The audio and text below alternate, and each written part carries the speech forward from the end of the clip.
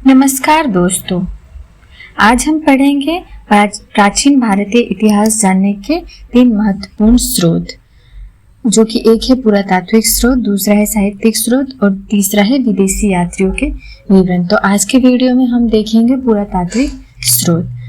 पुरातात्विक स्रोत के बारे में हम पढ़ेंगे। हमारी वीडियोस छोटी छोटी है और इंटरेस्टिंग है। आप अगर अच्छे से देखेंगे तो आपको रिवीजन करने की भी ज़रूरत नहीं पड़ेगी। ये topic PSC, UPSC, UGC net सभी एग्ज़ाम के लिए बहुत ही फायदेमंद है। तो चलिए शुरू करते हैं आज का क्लास। तो हम देख रहे हैं पुरातात्विक स्रोत। तो प्राचीन भारत के इतिहास के अध्ययन के लिए पुरातात्विक स्रोत सर्वाधिक प्रामाणिक है। इनमें मुख्यतः खुदाई में निकली सामग्री, अभिलेख, सिक्के, स्मारक, ताम्रपत्र, भवन, मूर्तियां, भित्ति चित्रकारी आदि आते हैं। हम लिटरेचर साहित्यिक स्रोत जब देखते हैं तो उसमें तो लेखक बायस्ड भी हो सकते हैं, लेकिन हम जब पुरातात्विक स्रोत देखते हैं, पढ़ते हैं, इसका अध्ययन करते हैं, तब हमें ये सर्वाधिक प्रामाणिक लगता है, क्योंकि इसे कोई बदल नहीं सकता, इसमें कोई बायस्ड नहीं हो सकता। जो मिट्टी के अंदर खुदाई करके मिला है उसी से हम इतिहास लिखते हैं। तो पुरातात्विक स्रोत सबसे सर्वाधिक प्रामाणिक स्रोत है, जो कि मिट्टी के अंदर से खुदाई करके सिक्के, स्मारक, अभिलेख, ताम्रपत्र, भवन, मूर्तियां, भित्ति चित्रकारी आदि आते हैं। तो पुरातात्विक उत्खनन 2 प्रकार के होते हैं। पुरातात्विक उत्खनन कितने प्रकार के होते हैं? 2 प्रकार के होते हैं। पुरातात्विक उत्खनन 2 प्रकार के होते हैं। एक होता है लंबवत और दूसरा होता है क्षैतिज। तो लंबवत उत्खनन से किसी संस्कृति के काल मापन का ज्ञान होता है। लंबवत उत्खनन से हमें पता चलता है कि उस संस्कृति की काल कितने दिनों तक थी, कैसी थी ये। और जबकि क्षैतिज उत्खनन से किसी सभ्यता संस्कृति के संपूर्ण स्वरूप को उजागर किया जाता है। और क्षैतिज उत्खनन से क्या पता चलता है कि वहाँ की संपूर्ण संस्कृति सभ्यता कैसी थी, ये हमें क्षैतिज उत्खनन से पता चलता है। तो नेक्स्ट हम पढ़ेंगे भारतीय पुरातत्व सर्वेक्षण विभाग की स्थापना किसने की? Archaeological survey of India Alexander Cunningham के नेतृत्व में 1861 ईस्वी में हुई। तो भारतीय आर्कियोलॉजिकल सर्वे ऑफ इंडिया की स्थापना किसके नेतृत्व में हुई? अलेक्जेंडर कनिंघम के 1961 ईस्वी में। कनिंघम इसके प्रथम महानिदेशक थे।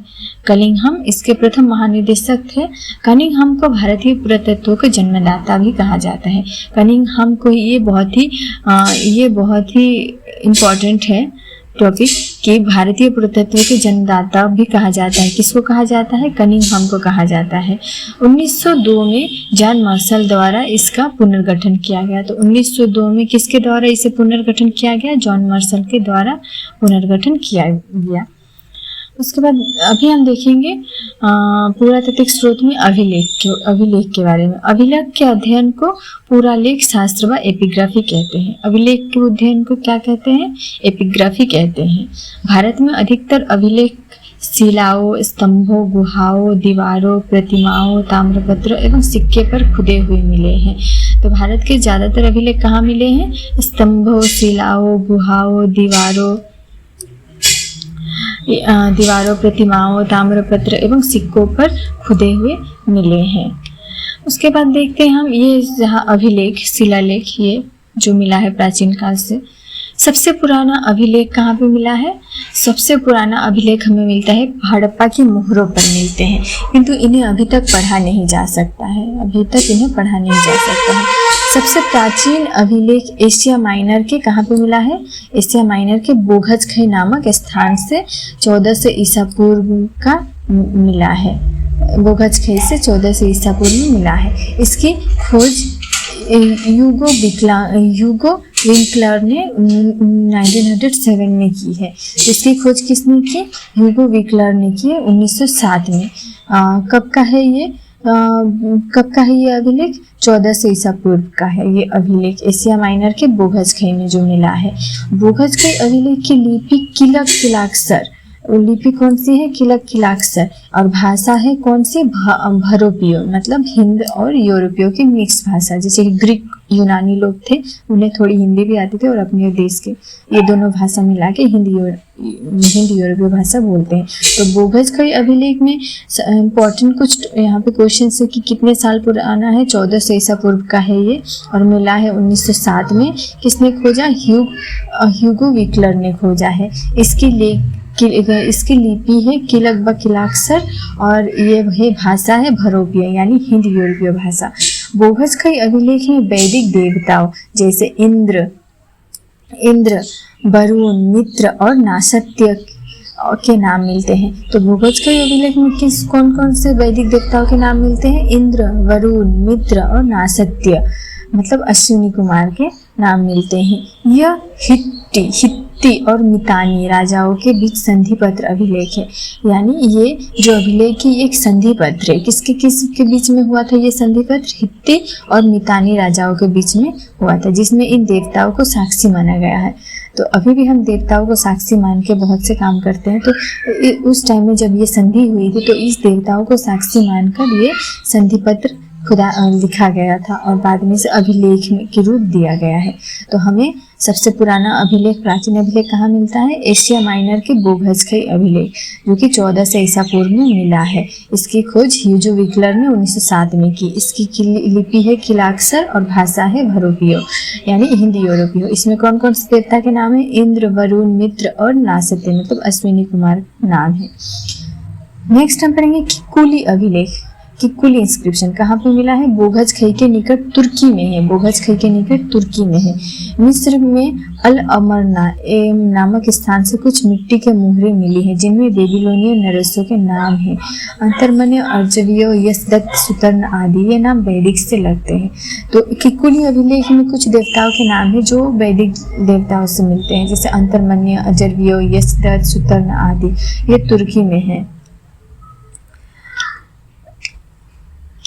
और नेक्स्ट, भारत में सबसे प्राचीन अभिलेख अशोक के माने जाते हैं। किसके माने जाते हैं? अशोक के माने जाते हैं। ये 3री शताब्दी ईसा पूर्व के हैं। ये कौन सी शताब्दी ईसा पूर्व के हैं? 3री शताब्दी ईसा, मतलब ईसा मसीह के जन्म के पहले। कुछ विद्वानों ने बस्ती उत्तर प्रदेश से प्राप्त पिपरवावा, कलश लेख और अजमेर राजस्थान से प्राप्त वंडली अभिलेख को अशोक से भी पहले का बताया है। कुछ हिस्टोरियन है जो अशोक से पहले की ये जो पिपरहवा और अजमेर और प्रताप मंडली से जो अभिलेख मिले उसे मानते हैं, लेकिन हमें एविडेंस ज़्यादातर मिलता है कि अशोक के अभिलेख ही सबसे प्राचीन अभिलेख है भारत में। भारत में सबसे पुराना ब्राह्मी लिपि में लिखा गया अभिलेख उत्तर प्रदेश के बस्ती जिले में पिपरवा नामक स्थान से मिला है। भारत में सबसे पुराना ब्राह्मी लिपि में लिखा गया अभिलेख कहाँ पे मिला है? उत्तर प्रदेश के पिपरवा नामक स्थान में। इससे बुद्ध की मृत्यु के बाद उनके अस्थि अवशेषों को पर शाक्य ने उत्कीर्ण करवाया था। इसको किसने उत्कीर्ण करवाया था? शाक्य ने उत्कीर्ण करवाया था। बुद्ध के मृत्यु के बाद उनके अस्थि अवशेषों पर शाक्य ने उत्कीर्ण कराया था। उसके बाद हम पढ़ते हैं चंद्रगुप्त मौर्य के गोरखपुर स्थित सहगौड़ा नामक तम्रपत्र और बोगरा बांग्लादेश से स्थित महास्थान अभिलेख भी अशोक से के पहले के हैं। तो चंद्रगुप्त